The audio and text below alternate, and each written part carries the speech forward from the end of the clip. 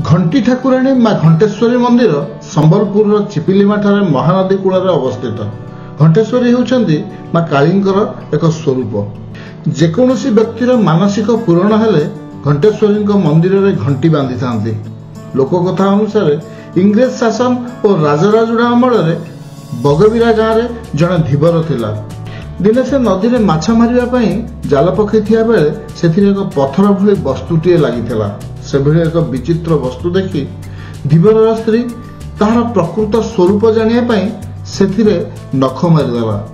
जाहरी फल से वस्तु क्षीर पानी और रक्त बाहरी।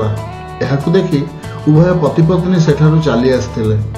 सही दिन राति माँ धीवर को स्वप्नादेश दे कही जे मु एठारे अछि, मते कहीं जानी पारु नाहंती, मु तोते देखा देइछि, तू मोर पूजार्चना कर। एही कथा धीवर जाई नागपुर राजा को कहले और धीवर कथा सुनी राजा निर्देश क्रमे नदी कूल माँ एक मंदिर निर्माण करा जाई पूजार्चना आरंभ होइतिला।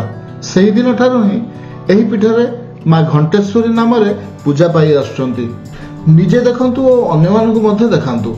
आउ एही भली इंटरेस्टिंग तथा इन्फॉर्मेटिव वीडियो देखिया पई आम ही चैनल को सब्सक्राइब करंतु। रहउची नमस्कार।